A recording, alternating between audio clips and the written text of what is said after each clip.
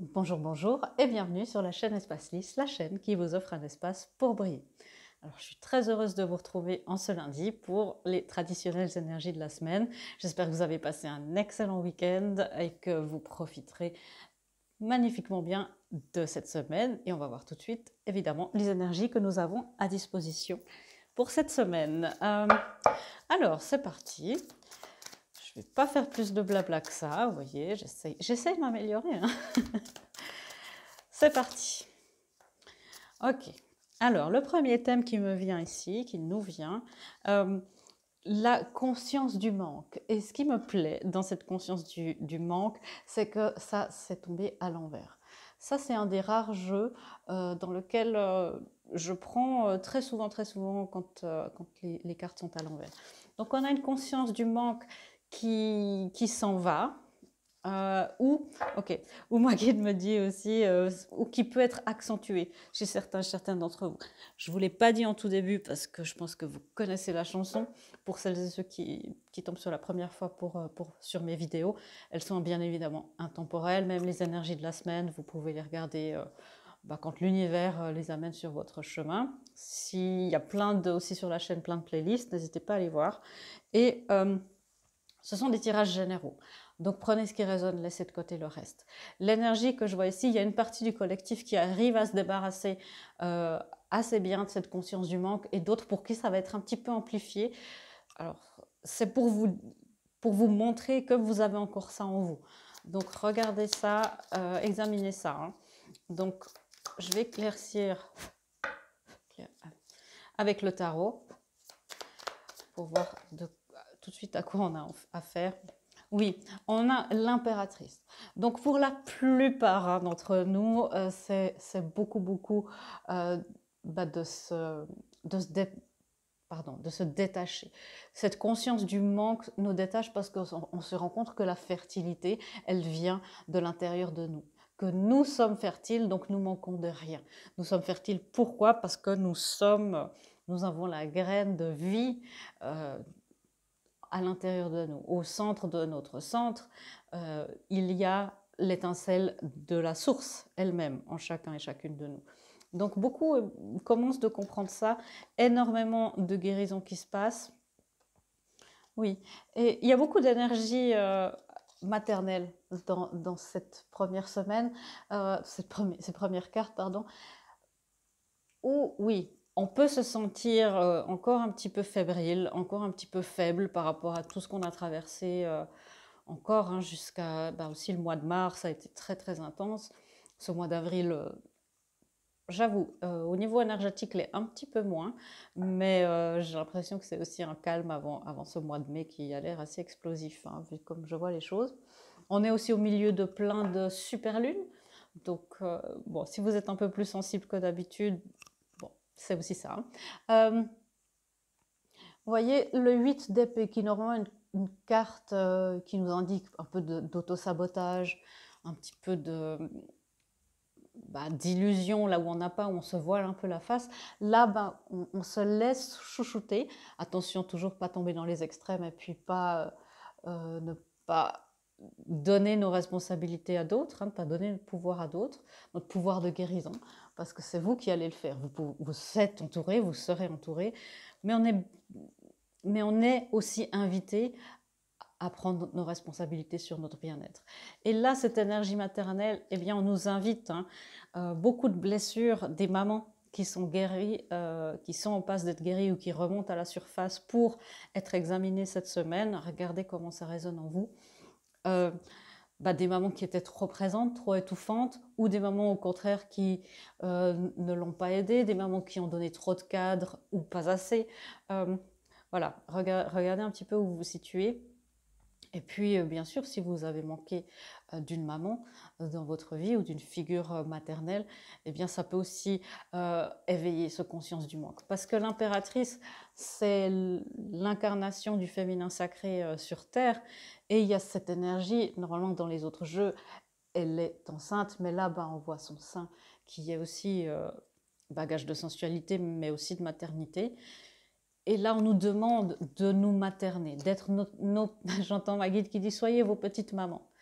Soyez vraiment à l'écoute de vous-même, de votre enfant intérieur. Ça fait quelques semaines que ça sort, hein, ce message, où on a envie pour nous, les guides ont envie pour nous qu'on prenne vraiment grand soin de nous. Ici aussi, une figure très maternelle, ben voilà, dans les archétypes. Parmi les reines, c'est elle qui est la maman et qui est aimante et qui fournit cette abondance et cette opulence, j'entends même. Et on nous dit, hein, l'abondance vient de vous, la fertilité vient de vous. Déjà des beaux messages, hein, où on nous prépare. Alors tout ça, ça a un sens, hein, c'est pour qu'on se dirige vers les planifications, bien sûr, c'est ce qui est en train de se passer, et ensuite vers l'action, où on sera après dans le masculin sacré, j'imagine. Ok, alors, que se passe-t-il? Un autre thème pour cette semaine, merci, ça va très vite. Oui, on nous dit très clairement qu'on est assez. Donc toutes les blessures liées à la mère, les blessures d'abandon, ben voilà, hein, tout ce qui peut, la blessure de non-reconnaissance, de non-validation, beaucoup les blessures d'intrusion pour les mamans qui ont pu être, que vous avez pu vivre comme étouffantes. Donc, ou les mamans qui ne vous ont pas donné de limites. Et puis, quand on ne donne pas de limites, comme je crois que c'était la semaine dernière ou la semaine d'avant, le message était clair, hein, c'est quand on ne donne pas de limites, évidemment qu'il y a une partie de nous en tant qu'enfants qui adorons ça, mais nous sommes profondément désécurisés. Et du coup, on ne se sent pas assez bien, on ne se sent pas assez. Parce qu'un enfant, si on lui donne des limites, c'est qu'on se soucie de lui, c'est qu'on l'aime. Et là, s'il n'y a pas eu ça, on peut se sentir pas assez. Ou au contraire, si on a été étouffé à l'extrême, eh bien peut-être qu'on se dit, bon, ça veut dire que si elle continue à me protéger, c'est que je ne suis pas assez équipée pour être dans la vie. Et du coup, il y a une dépendance affective qui s'installe. Voyez, ou une ultra-indépendance. Donc, on est vraiment dans ces deux extrêmes. C'est une semaine où on sera chacun dans nos extrêmes par rapport à la blessure de la mère. Prenez ce qui résonne. Mais voyez, l'ultra-indépendance, c'est aussi un signe de trauma. On parle souvent de l'ultra-dépendance, la codépendance, la dépendance affective comme un signe de trauma, de manque affectif, de ce genre de choses. Mais l'ultra-indépendance, ça fait aussi partie du signe de trauma, c'est à l'autre extrême du spectre. C'est-à-dire qu'on ne se sent plus assez bien pour que quelqu'un nous fasse vraiment confiance, que quelqu'un se soucie vraiment de nous, on n'a plus tellement confiance en nous, grosse peur de la trahison. Donc voilà, prenez ce qui résonne. Soit il y a toujours une notion de contrôler pour se sentir en sécurité dans les deux aspects. Hein. Qu'est-ce que c'est ce... Merci. Ouais. Merci. On parlait de ce contrôle-là et dans le 6 de Pentacle exprime un besoin. Si vous êtes dans le surcontrôle, de relâcher un peu les choses, et si vous êtes dans se laisser aller, et justement, comme on disait tout à l'heure, peut-être, je subis la vie, et on peut être un peu les deux. Hein. Je subis la vie, et puis je n'ai pas de prise, et je ne reçois rien. Voilà, peut-être qu'il serait temps pour vous de recevoir, d'accepter de recevoir, ou de donner un petit peu. Et voilà, accepter de recevoir, c'est aussi accepter une responsabilité, et pareil pour donner. Donc c'est d'équilibrer un petit peu tout notre féminin sacré, au niveau beaucoup des blessures de la maman. Pourquoi? Parce que ça nous permet d'être, on nous dit, hein, vous êtes assez bien, vous êtes assez équipé, vous êtes équipé de la graine de vie, de la vie elle-même, de la source, création de toute chose. N'oubliez pas d'où vous venez. Là, vous voyez, ce sont des peurs, et les peurs, ce sont des illusions. Donc, il suffit... Alors, c'est vite dit. Hein. Il suffit parfois de mettre quelque chose qui fait peur à vos peurs. Et ce qui fait peur à nos peurs, c'est quand on prend la responsabilité, c'est quand on prend la responsabilité aussi de leur faire face. Cette phrase que j'adore, c'est « le courage, c'est pas l'absence de peur, c'est la conviction que la peur, c'est pas le plus important ». Bon, je paraphrase, hein, bien sûr. Et là, c'est pour vous dire, oui, faites face à vos peurs. Peut-être que de loin, ce corbeau, il se dit, mon Dieu, c'est c'est horrible ce monstre. Et une fois qu'il sera là, il verra que c'est un homme de paille, qu'il n'y a rien du tout de dangereux. Sauf qu'il ne le fait pas, il reste à distance et il n'affronte pas sa peur. Du coup, il est privé. Alors là, évidemment, on se met du côté du corbeau, pas du côté de l'agriculteur. Mais du coup, il est privé de toute l'abondance qu'il y a ici. Et ça, c'est faire face à nos peurs originelles. Et voilà, on est dans la peur originelle, dans ce qui se passe au niveau de la conception. On parle pour certains d'entre vous, examinez vos traumatismes de naissance, des choses qui commencent d'être mieux examinées maintenant, mais qui ne le sont pas, qui ne l'étaient pas encore récemment. Et c'est pas la peine de savoir, c'est comme vous l'avez vécu, comme vous, votre âme, votre enfant intérieur l'avez vécu. Ce sont des ressentis, et ça, c'est pas négociable et ça ne se discute pas. Et ça, pour vous, pour le conflit que vous avez en vous en disant bon, j'ai ça, mais je ne devrais pas, cette culpabilité, ou non, j'ai pas de peur, Véronica, j'ai pas de peur, tout va bien.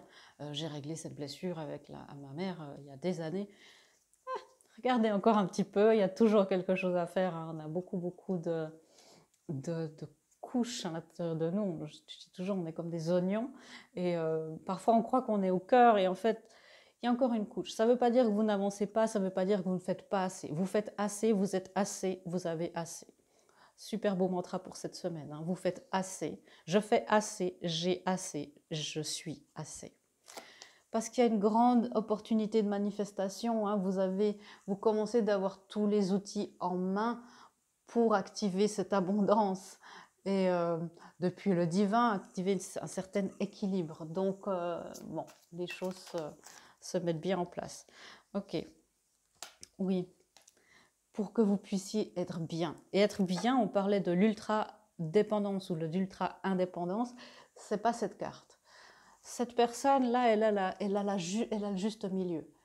Elle a cultivé sa vigne, son jardin, elle récolte les fruits, mais la grandeur du terrain fait que certainement il ne l'a pas fait seul. Donc c'est ça, hein, c'est de savoir donner, recevoir, d'être vraiment dans cette... On nous demande un effort d'équilibre encore à ce niveau-là, pour atteindre ce fameux 4 de bâton, cette stabilité. Et on me dit construire votre maison dans les arbres. Pour moi, j'entends c'est vos rêves d'enfant. Qui n'a pas rêvé, enfin, en tout cas la plupart d'entre nous, on a rêvé de vivre dans une maison dans les arbres. J'ai essayé d'en construire plusieurs, j'avoue que je n'étais pas une architecte hors pair à ce niveau-là. Mais je ne désespère pas, ça va marcher un jour. Oui, voyez nos rêves d'enfants,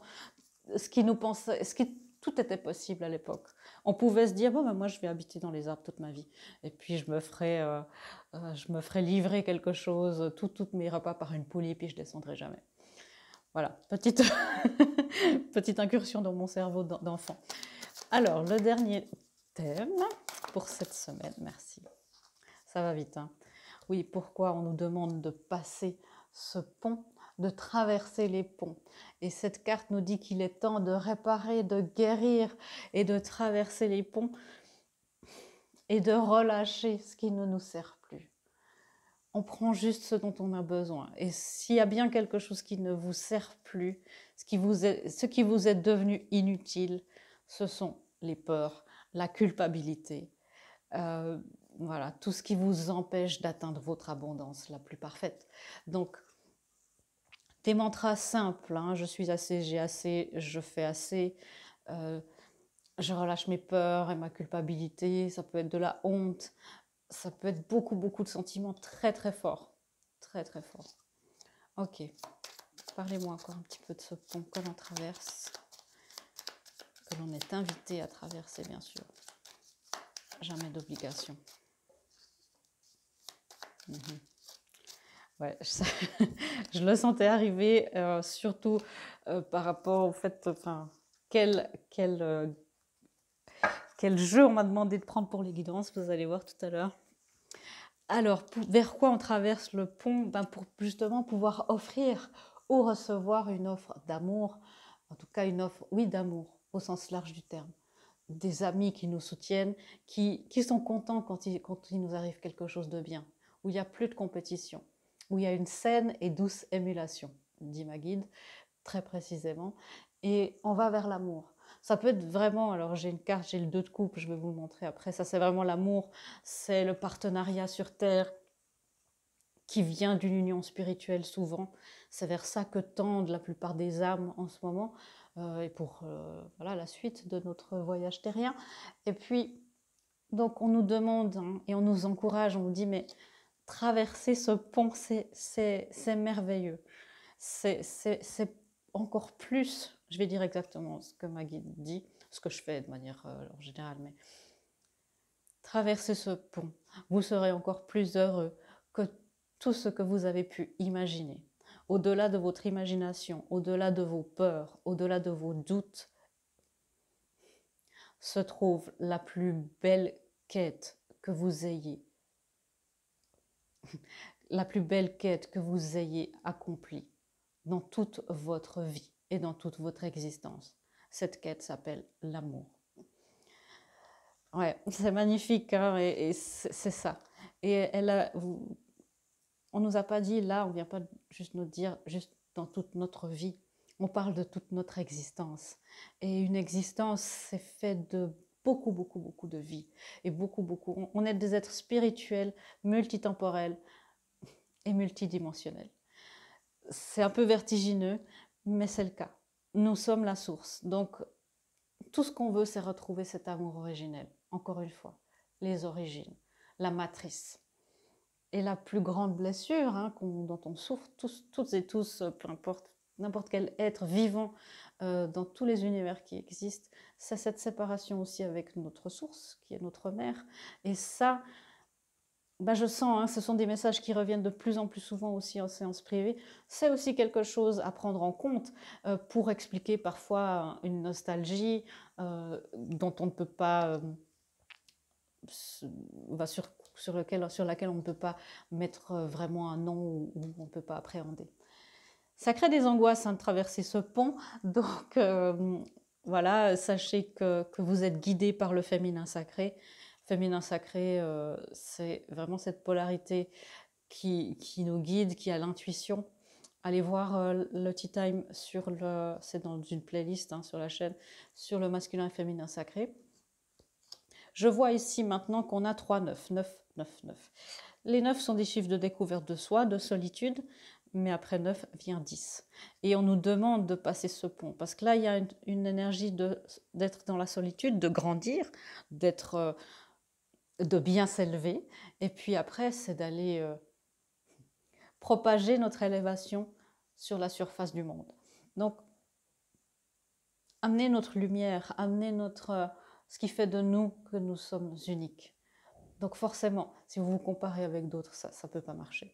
Et c'est ça aussi, hein, peut-être des angoisses. L'angoisse de l'amour, la peur de l'amour est très très fréquente, puisqu'il y a beaucoup de blessures au fil des incarnations. Et parfois, l'amour vrai, l'amour qui ressemble à ça, et un amour grandissant, ça fait très très très peur.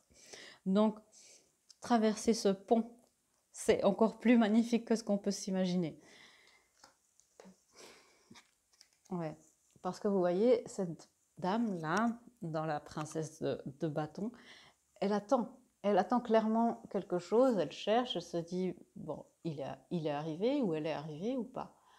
J'ai reçu une lettre où on me disait que on reçoit beaucoup tous de messages comme ça, c'est bientôt là, patience. Mais peut-être que c'est là, mais juste de l'autre côté du pont, juste de l'autre côté de ça. Ok, je vais juste clarifier. Non, d'accord, j'ai pas le droit. Je ferai ça plus tard avec les guidances. Donc vous voyez, de l'autre côté, il y a l'amour. De l'autre côté, il y a l'amour. Et c'est important. Et il y a aussi, bien évidemment, l'amour de son travail, l'amour de sa mission de vie. L'entrepreneur, le roi, les signes de feu, l'action, la passion. Donc, il y a notre être, il y a la réunion avec notre être spirituel, avec nos parties spirituelles de l'autre côté de ce pont. Waouh, c'est magnifique. Ok, quel est notre plus grand challenge cette semaine, s'il vous plaît? Parce que, alors on l'a vu, hein. Ouais, beaucoup de peur liée à l'amour. Et là, on a des 6. On a aussi 3 x 6, beaucoup de...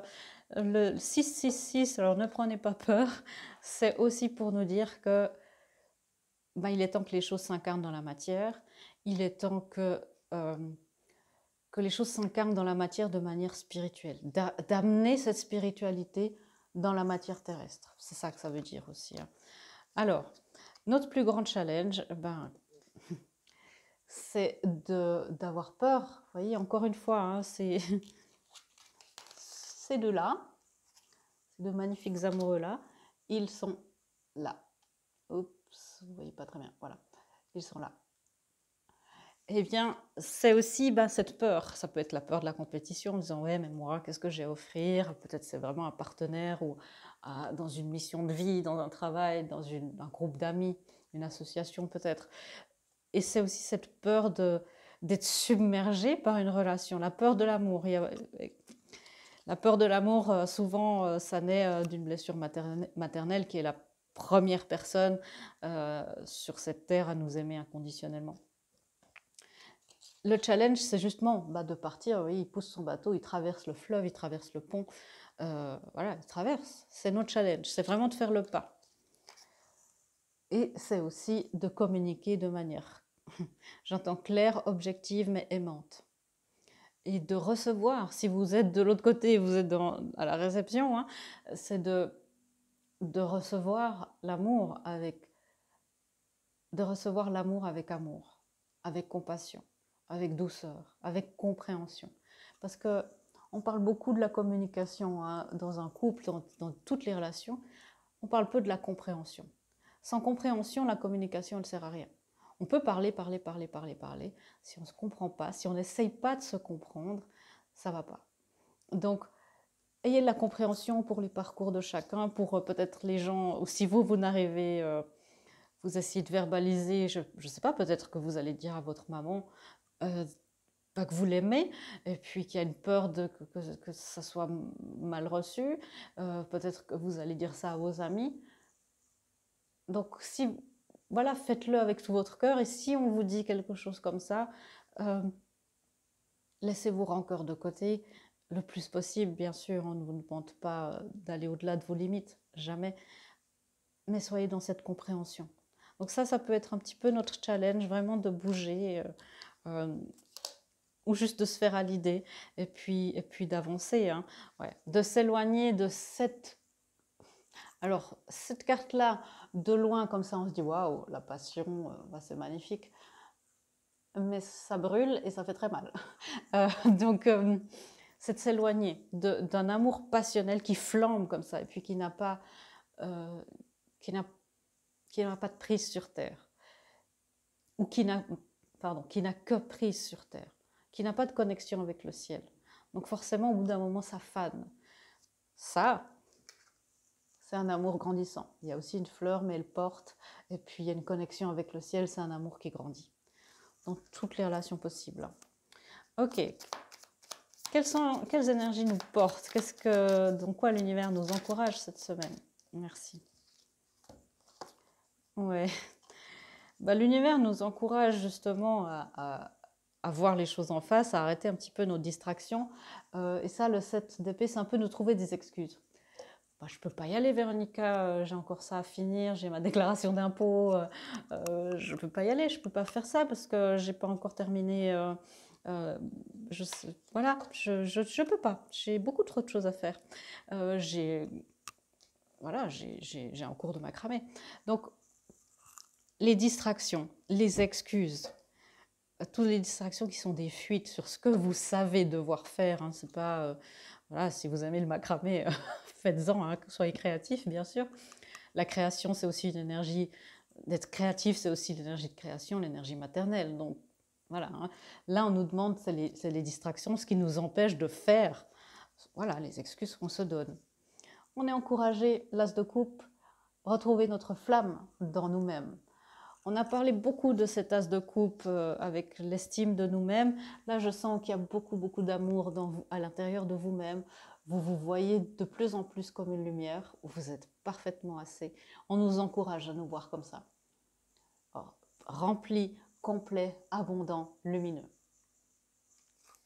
Waouh! Une dernière carte pour encore nous encourage. J'ai vu une carte tomber, mais je ne sais pas où elle est. Non, j'ai rêvé. Très bien. Encore une carte pour les encouragements, s'il vous plaît. Ouais. Bon, alors, je m'en mêle un peu les pinceaux. On a finalement 3 cartes. Le 10 de coupe, ben, ces deux-là, nos amoureux-là, ben, voilà, ils font une famille. C'est contentement émotionnel, justement, c'est au-delà de nos rêves. La passion, parce qu'un couple sur le long terme peut garder cette passion. L'amour grandissant, la passion grandissante, la mission de vie alignée, la passion, la flamme à l'intérieur de nous-mêmes pour la passion de ce qu'on fait, de ce qu'on... chaque jour, chaque seconde, au travail, pas au travail. Ouais. Et là, un bonheur beaucoup plus serein, c'est pas moins... on a vu le diable tout à l'heure, c'est pas moins attirant, c'est pas moins sensuel, c'est pas moins... mais c'est lumineux.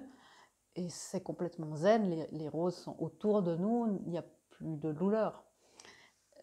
Bon, il y a des belles choses à disposition, hein, parce que le soleil, le 10 de coupe, dans les énergies qui nous encouragent, l'as de 2 as, franchement, on nous encourage juste à laisser partir un petit peu cette carte plus sombre, où finalement c'est nous-mêmes, hein, c'est vraiment un peu de déni en nous-mêmes. Et les gens aussi qui ne sont pas contents qu'on fasse certains changements, parce que ça les pousse justement, eux, à prendre leurs responsabilités, et qui ne sont pas contents parce que, voilà, malheureusement, une mauvaise estime d'eux-mêmes, et peut-être même inconsciemment, les gens qui ne sont pas contents quand d'autres gens réussissent. Voilà, le monde est destiné à vivre dans un win-win, et même win-win-win-win-win à l'infini.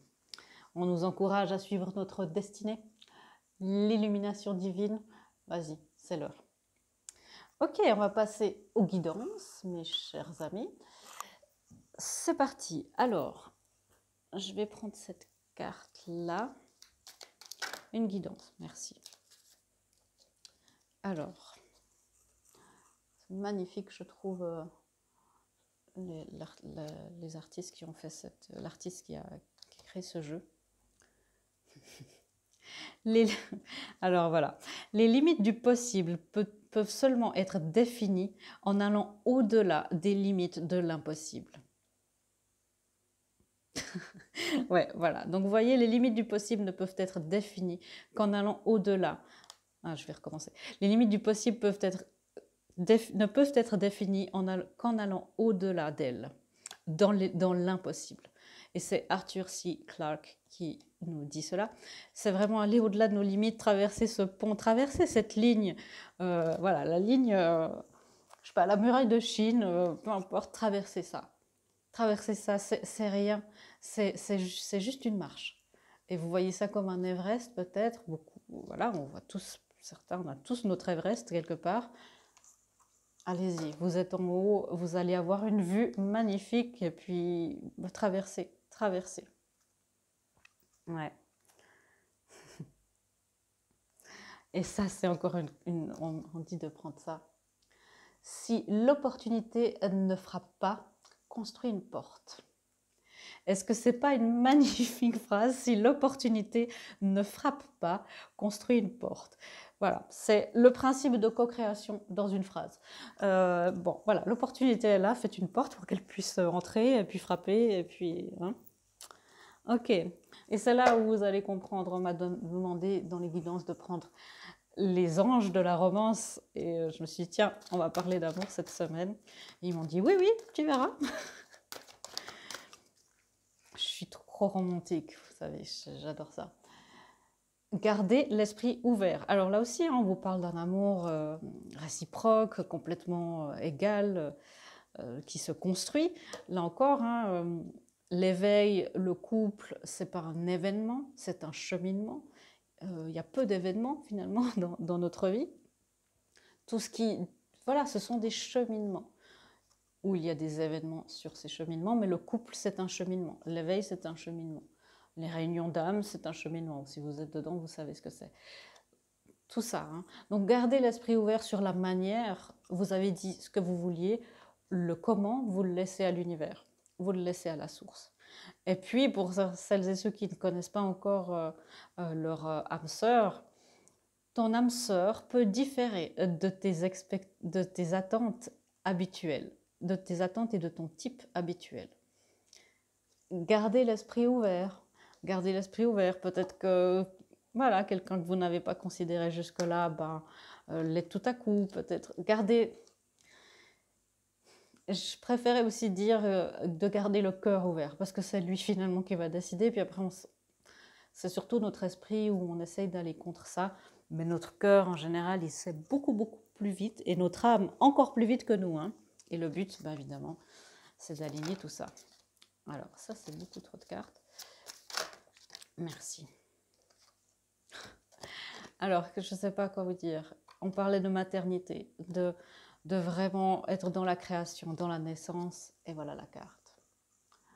Mes amis, voilà, je suis estomaquée, je fais ça depuis des années et je m'émerveille encore et toujours. Donnez naissance. Vous êtes là. Soyez votre maman, donnez-vous naissance à vous-même. Soyez votre déclencheur. Ouais. Voilà l'affirmation. J'apporte au monde une énergie nouvelle et dynamique. J'apporte au monde une énergie nouvelle et dynamique. Répétez-les 3 fois, bien sûr. Hein. Et puis, c'est magnifique parce que ma guide vient de me dire que la semaine dernière, le thème, c'était on est presque à terme. Et cette semaine, eh bien, on donne naissance. Donc, après, lâchez prise aussi sur tous ces timings. Hein. Il nous parle d'un endroit où il n'y a pas de temps.